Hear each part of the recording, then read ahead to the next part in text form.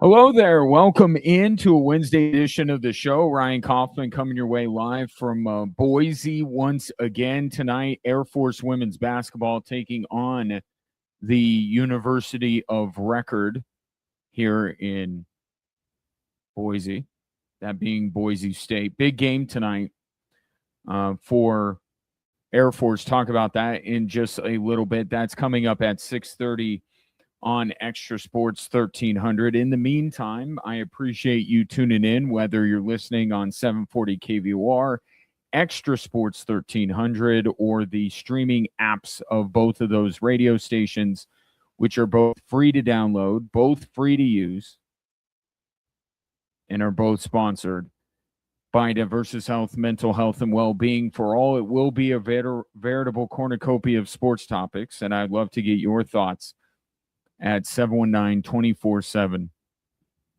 1313. Heavy on the Olympics here as we are in the third period of the quarterfinal matchup between the U.S. and Sweden. U.S. leading 1-0 right now.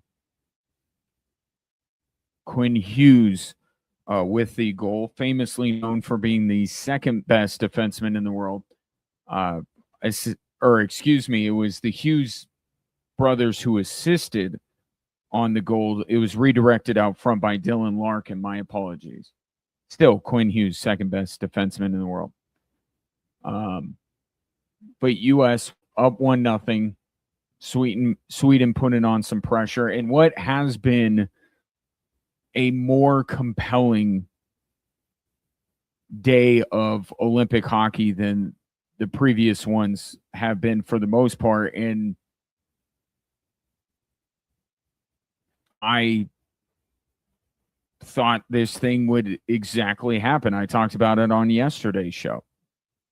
We weren't even down to what the Four Nations face-off was in these prelims. I mean, with all due respect to these other teams, there's a clear separation of powers in the hockey world here.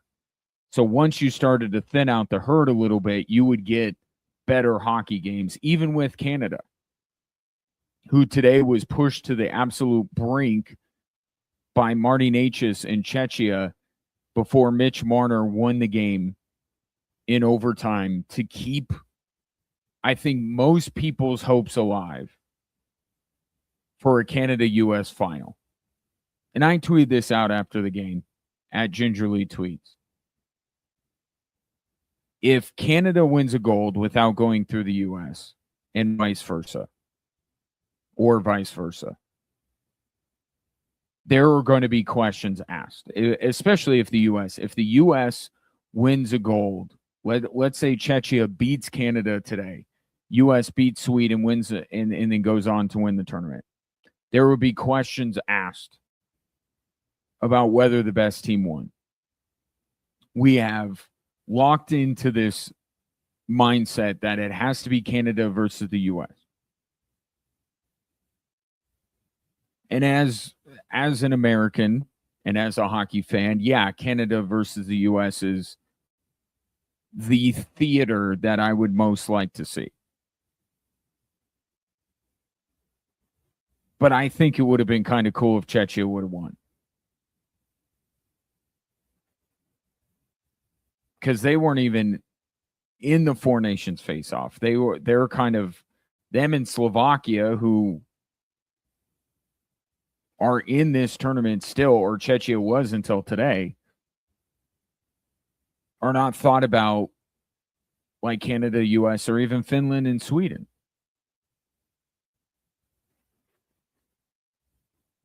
So and it's easy for me to say because I'm not Canadian,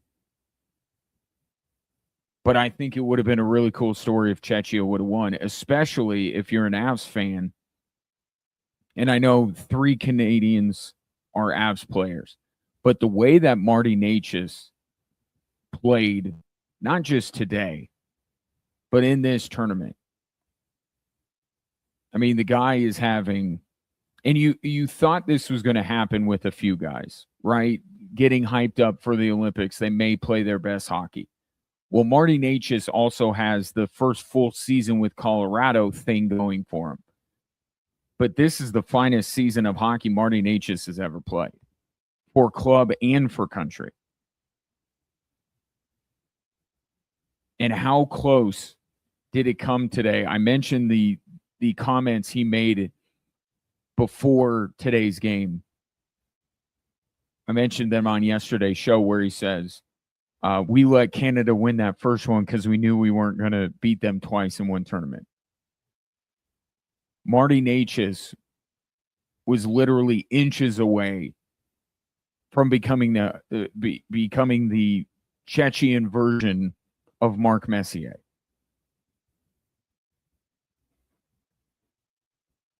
Because he had a breakaway on Jordan Binnington, tried to go 5-hole and just missed it. Binnington just able to slide over in time and make the save. And then Mitch Marner goes on to win it. That's how close Marty Necas was to doing what Mark Messier did and basically guaranteeing a win. And on this stage, no less. But he was phenomenal. All the Avs continue to be really good. And that's really been, I think, from an NHL standpoint, that's been the story here. Avalanche players have taken center stage. They've performed far better than anybody else's teams have played. Marty Necas was outstanding for Czechia. You have Makar and McKinnon who are contributing to Canada. You have Gabriel Landeskog right now on the ice, leading Team Sweden against the U.S. And then the other game today that maybe not as many eyeballs were on, Artturi Lehkonen does the thing that Artturi Lehkonen always does.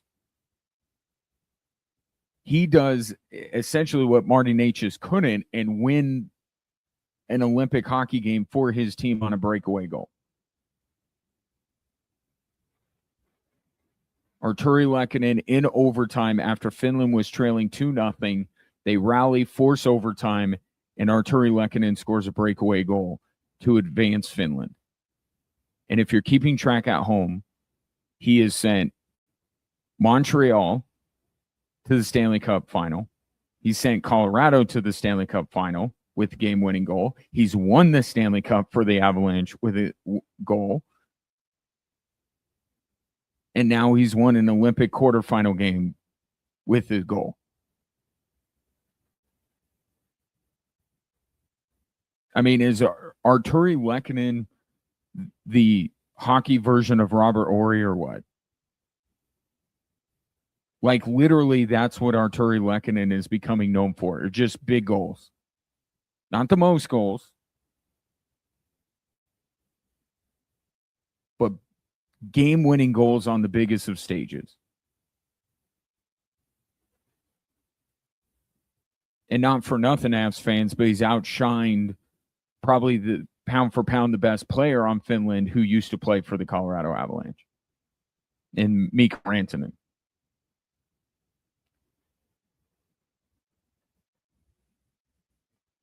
But these, I saw one tweet. I can't verify. I didn't go back and count, but I think Avalanche players have 16 goals. The next closest team has like 7, and that's Ottawa. These Avs players have been outstanding on the biggest stage. Now, what does that say about the Avalanche? It means nothing as far as the Avalanche's chances of winning a Stanley Cup, but what it does say, I guess it does say a little bit about their chances to win a Stanley Cup, because what it says is that the Avs are the most talented hockey team in the world. That doesn't account for something that their best players go onto the world stage in the Olympics and outshine everybody. I mean, this is not new information in terms of how talented the Avalanche are, but you're seeing it play out on the world stage. The Avalanche's players leading the way for their respective teams.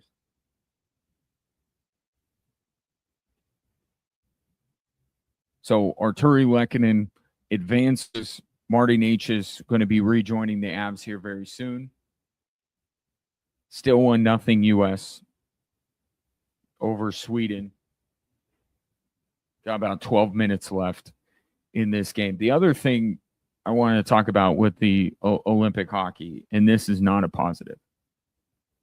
I was unaware. I should have done my research ahead of time, but I didn't. I was unaware that the way we decide the most important hockey games in the world is with mutant hockey. 3-on-3 overtime followed by a shootout. How is this allowed in the Olympics? To me, you look at it just like you do the NHL season. The round robin, the group stage, that's the regular season. You just do what you can to get through the games, right? That's why the NHL during the regular season has 3-on-3 overtime in the shootout. One, because they don't want ties. But two, so you're not playing, 4, 5, 6, 7 periods in one night potentially. And I get it. And I get that's what you do during the regular season. I still don't like it, but I understand the utility of it. But once they get into the Stanley Cup playoffs, what do they do? 5 versus 5 overtime going until we find a winner. Olympics should be the same way. Group stage, fine. You want to do 3-on-3 overtime. You want to do all these kind of things to make sure you get through all these games. That's fine. But once the round you're in has finals in it, quarterfinal, semifinal, final, 5 versus 5 overtime. Real hockey to determine a real winner. Now, I'm not going to take away from Canada winning because Czechia could have, and same with Finland, not taking away from them because both teams are playing it. I'm just saying this is a lesser form of hockey, unbecoming of the world's greatest tournament that comes around once every 4 years. But both of these overtime games today, 3-on-3 overtime. It's terrible.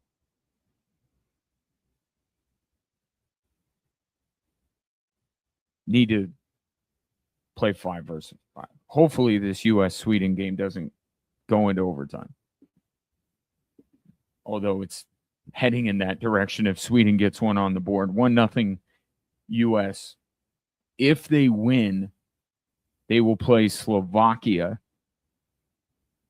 So that means Arturi Lehkonen, Mikko Rantanen and company will play Canada in the semifinals. And then we may get the matchup we were all waiting for, which is U.S.-Canada. Keep you updated on the hockey game. In the meantime, your thoughts on the hockey at the Olympics, 719-24-7-1313. Coming up next, I want to stick with the Olympics, but a big day finally for one of Colorado's favorite daughters. That's next here on 740 KVOR and Extra Sports 1300.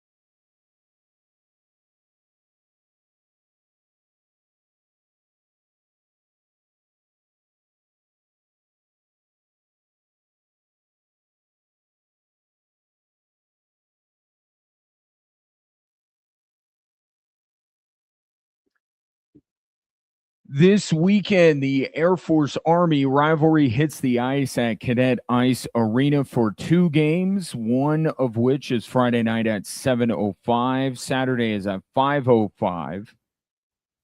But you can't buy tickets. They're gone, sold out. That's why you have me. And I always say I'm not above bribing you to listen to this radio program. So if you would like a pair of tickets to see Air Force take on Army Friday night at Cadet Ice Arena, just be the 13th texter to text Falcons and your name to 719-247-1313. Still 1-0 U.S., leading Sweden in the Olympic quarterfinals. If they win, they will play Slovakia in the semifinal. One other thing, as far as Canada being pushed to the brink today against Czechia, I talked about thinning out the herd, right? And how these games now are getting more compelling. There's also kind of an interesting dynamic at play here, and I thought about this watching the Canada game early. When you're just like Canada has been, destroying teams, it's kind of hard to lock in and play your best game when it's tighter checking, closer, when the team you're playing is better, and Czechia certainly is better. And just the stakes, too. And by Canada winning, I think it showed 2 things as far as if you're a USA fan. One, it proves my point that Canada is gettable. You can beat them. Okay, Czechia put up 3 goals on them and nearly won the game. So there's no reason to fear Team Canada. But the other part of it, which will make them more difficult to beat, is that they're more locked in now. Right? They're in a more competitive hockey game. And when let's face it, Canada and to an extent as well, the U.S., they could get away with egregious mistakes because they're just on a talent level superior to their opponents. But you add in the stakes, you add in better quality teams, and you can't get away with stuff. And Canada, I thought today, got punished a lot for the mistakes that they made. But now they've kind of been introduced to it, just like the U.S. is right now with Sweden. Sweden's given the U.S. all they can handle here. I think both teams, should the U.S. win, are going to be a little bit more locked in, a little bit better for this experience they have gone through today, because I think Canada will be, which could make them more dangerous, if we're being honest. But again, they are beatable. Still 1-0 USA. One thing that fascinates me in covering sports is the psychology of athletes. I'm fascinated by it. But what fascinates me even more is the psychology of Olympic athletes, because they're a different breed. And maybe I'm not talking about necessarily the hockey players that play all season during the NHL, and then once the Olympics roll around, it's like, okay, we just take what we do in the NHL and move it to the Olympics. I'm talking about the true Olympians, like Michaela Schifrin, who does compete every year, regardless of whether it's an Olympic year or not.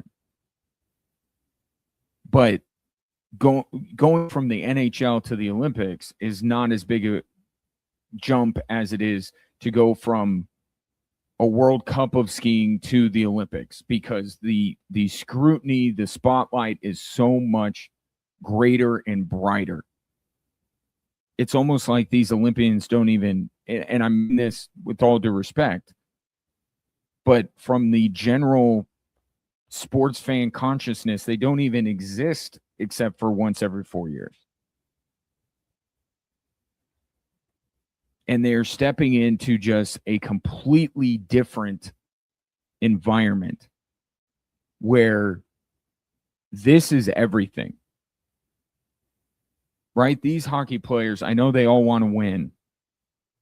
And they all want to do it for their country and bring home a gold medal. And they might even say that a gold medal is greater than a Stanley Cup. But they face a similar level of scrutiny when they play in the NHL. The stakes are similar. For Michaela Shiffrin and these more, I'll call it traditional Olympians, this is everything. If they don't get it done on this stage, I mean, when's the last time that we mentioned a skier or a figure skater or a gymnast about the world championships they won? It is all about the Olympics, and they only come around once every 4 years. And that amount of pressure, I don't think that athletes in other sports deal with in the same way. And what we are seeing during these Olympics is how these athletes deal with that. And some of them haven't dealt with it well. Ilya Malinin, the quad god, right? The next big thing in men's figure skating. Shoe-in to win a gold medal.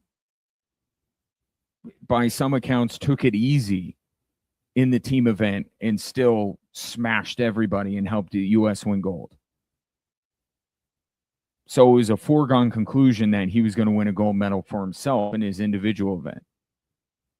And he fell not once but twice and missed the podium entirely. And he talked about it afterwards.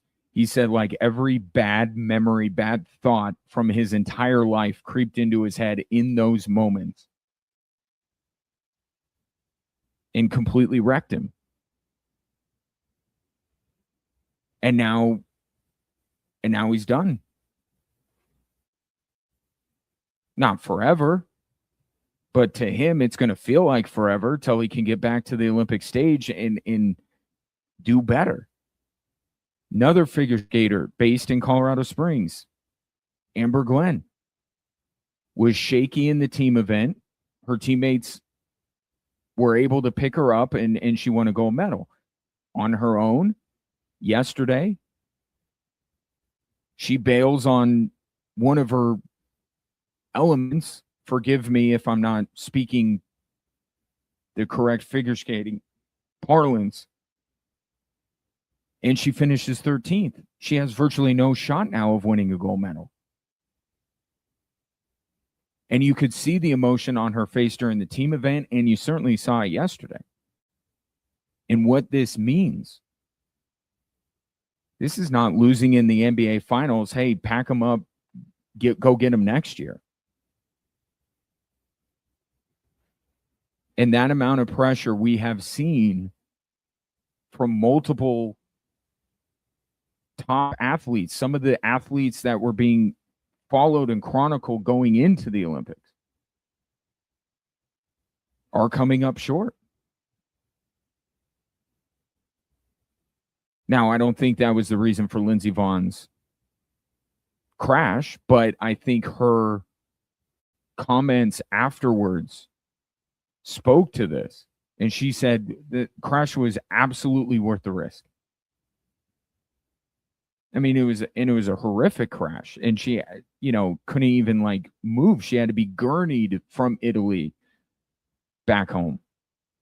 And she's like, totally worth it, because it was her last chance, but you only get this chance once every 4 years. And that's a level, especially when the hot topic right now in sports is tanking and load management. And no load management or tanking when it comes to these Olympians. They are all out all the time throwing their bodies around and trying to achieve something that is provided as an opportunity once every 4 years.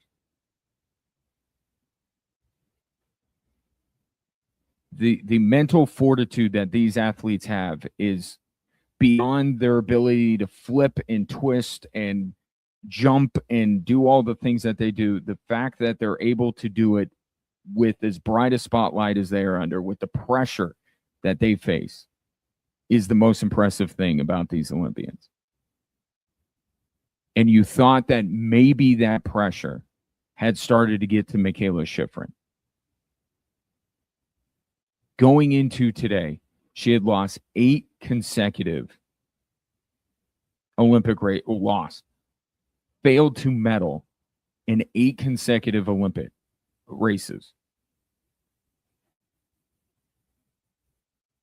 I mean, that's like, Ray Bork going to, it's not actually 20 years, but it feels like, how long Ray Bork went without winning a title. I mean, it's like, I forget, is dog years shorter than people years or whatever? Are there more dog years than people years? I think there are. Everything's in a microwave. Everything is exponentially greater. So you go one race, it's like 10. And Michaela Schifrin had gone 8 consecutive Olympic races without a medal. And you were wondering, how, even going into an event that is her specialty, the slalom, you still wondered, because she did the slalom in the team event where Breezy Johnson finishes first and Michaela Schifrin finishes like 15th. And I talked about this the day it happened. If she finishes 10th, they're on the podium. I mean, it was a disaster. So you wondered what her state of mind was, even for somebody that had done it before, had won 2 gold medals previously. You still wondered. Well, you don't have to wonder anymore, because Michaela Schifrin didn't just win gold today in slalom. She dominated. In fact, because I'm going to say what she won by, and you're going to be like, big deal, 1.5 seconds. If you add up the margin of victory for every winner in that event since 1998, every single winner's margin of victory leading up to Michaela Schifrin today, it would be 1.51 seconds. Michaela Schifrin basically beat the field today in the slalom by as much as every Olympic champion has since 1998 combined.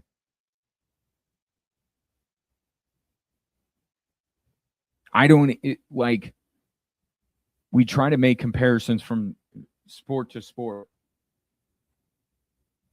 I don't even know what that would compare to.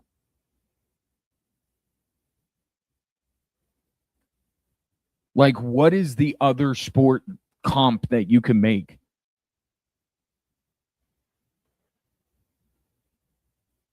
I mean, it's like, if the average margin of victory for every Super Bowl winner added up to some amount, and the Seahawks just beat the New England Patriots by that much in one game. The last 5 or 6 Super Bowl champions, you add up their margin of victory, and then the Seahawks beat New England by that much. That's crazy. So she didn't just get off the schneid. She didn't just get right today. She may have skied her best race ever today, with the pressure, not only that comes along with being in the Olympics, first of all, but had been being one of the more high-profile Olympians who had just so happened to gone 8 straight races in the Olympics without a win.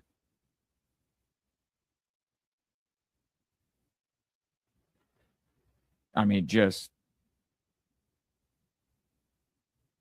you're just in awe. Great for Michaela Schifrin. What what a way to put all that other stuff past her. And now she you kind of look at it, you're not talking about the 8 race medalist streak here. Now you're talking about Michaela Schifrin being the most decorated athlete in her sport ever. 3 gold medals. She becomes the youngest and the oldest to gold medal in that event.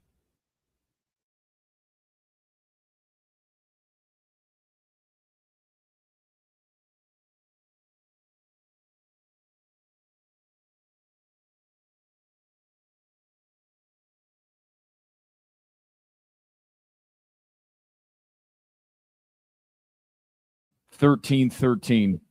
Back with more after this on 740 KVOR and Extra Sports 1300.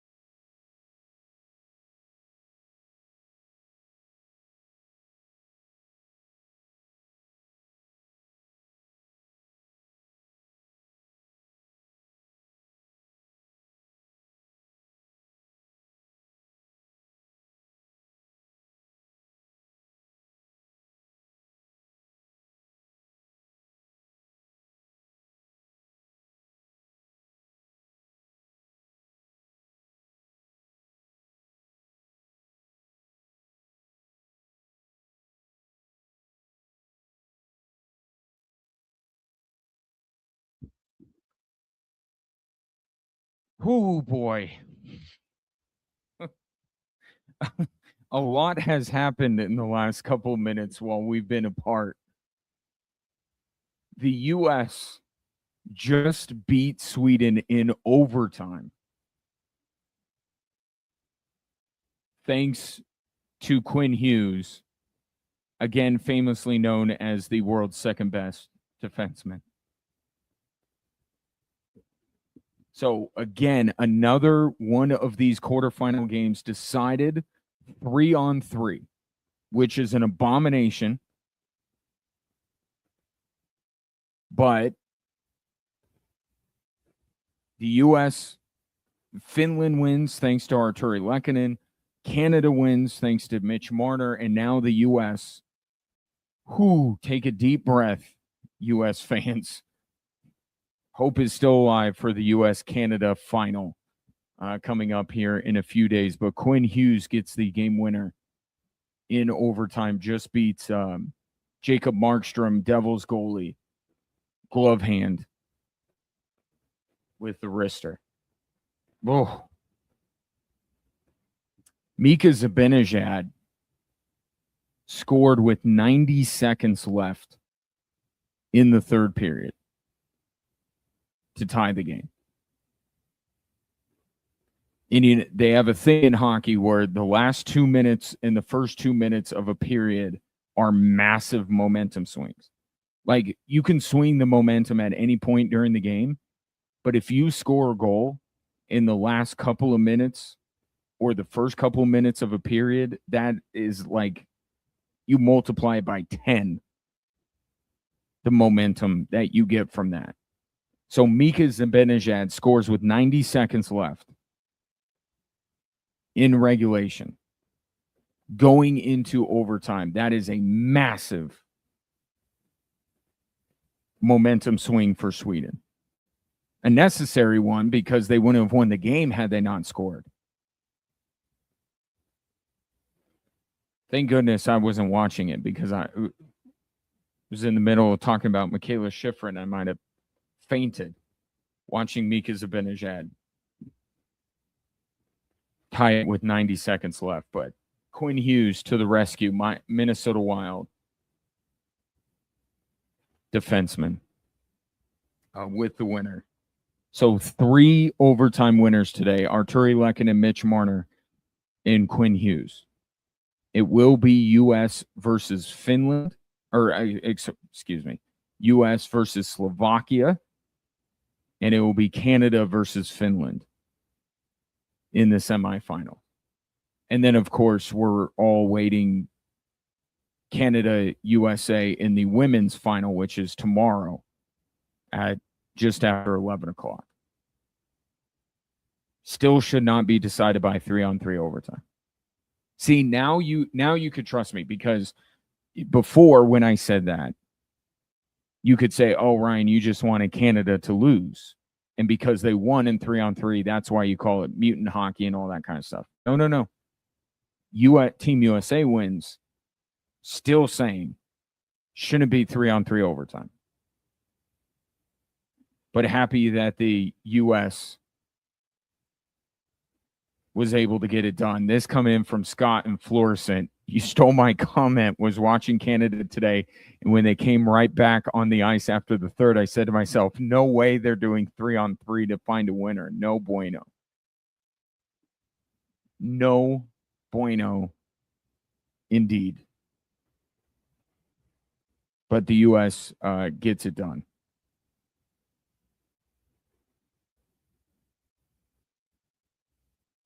So onward and upward towards Canada, U.S. potentially. Slovakia and Finland both trying to play the role of spoiler. Want to talk about something that's developing today in the NFL. And what is developing is an arms race in the AFC West between the Chiefs, the Broncos, and the Chargers.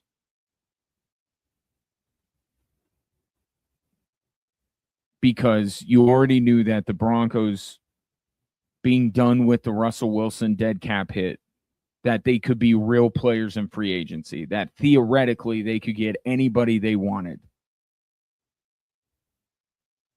Right? Anybody on the free agent market, the Broncos can afford them. Obviously, does the player want to go there? All that kind of stuff. But before, they were hamstrung. They had to rub a couple pennies together, take some chances on J.K. Dobbins and Dre Greenlaw, who had lengthy injury histories or recent injuries. They don't have to do that anymore.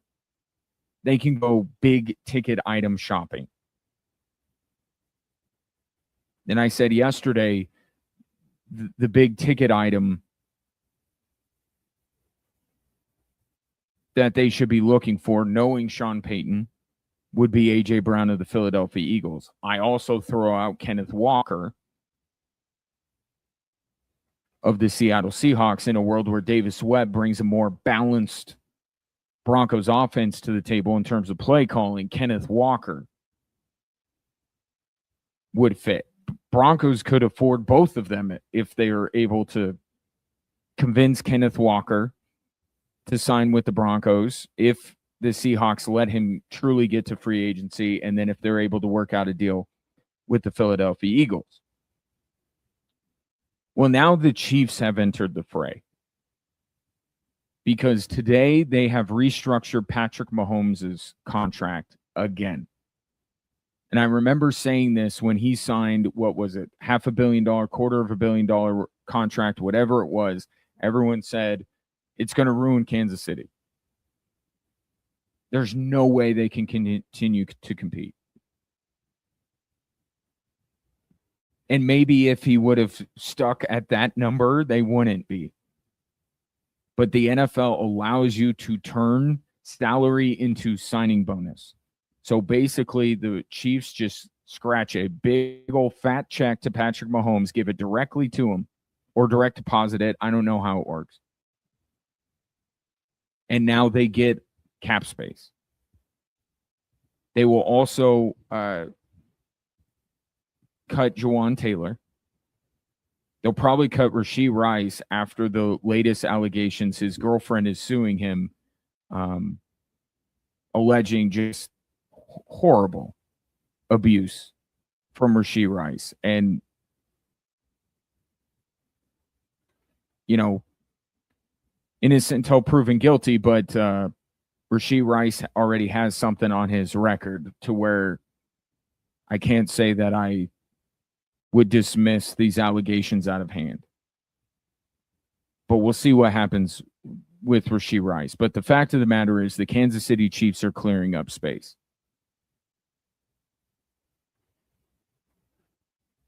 And have some needs that are very similar to the Denver Broncos.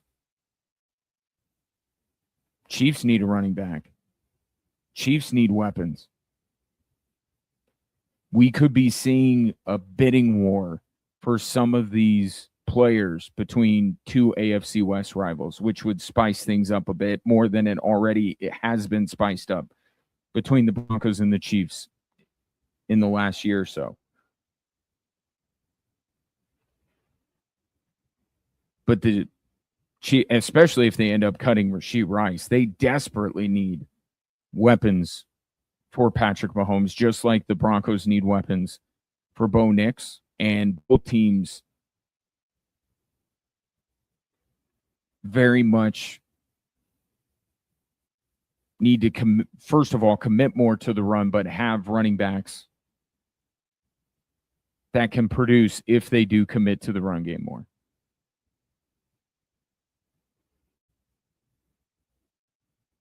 And let's be honest about this, given the way this season went on, who's the team that needs cap space more?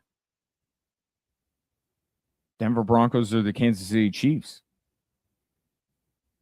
Based on how they fared this year, you could argue Kansas City needs cap space more than the Broncos do at this point. But the Chiefs restructuring Mahomes' deal means they're going to be a player in free agency. And it's going to be hard to convince somebody, with all things being equal, to not want to join up with Patrick Mahomes if you're somebody that gets thrown the football for a living.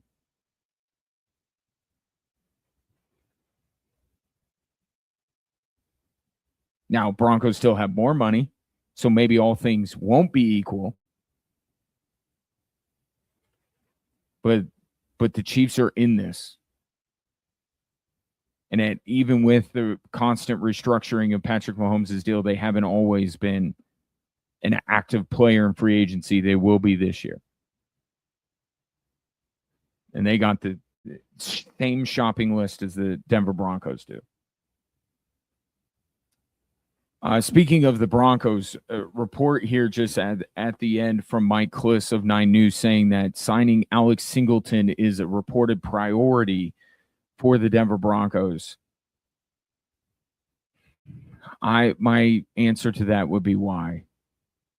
Like, I get what Alex Singleton has gone through, and it's a great story and a great guy to root for. And by all accounts, he is a phenomenal teammate and a great human being, the work he does in the community.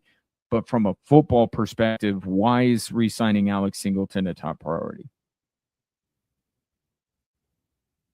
One, it's not one of the more important positions on the field. And two, you have a younger, perhaps cheaper option at that same spot in Justin Strnad.